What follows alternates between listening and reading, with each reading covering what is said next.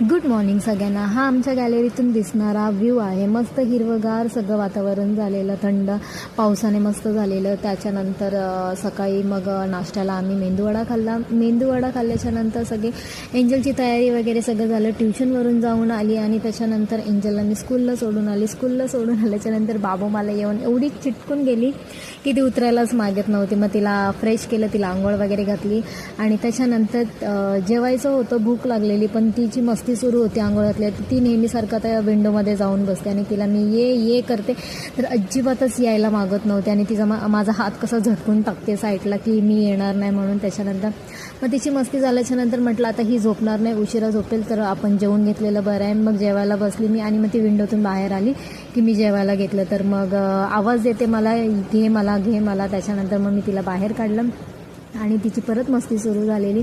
चला तर मग आजचा मिनी व्लॉग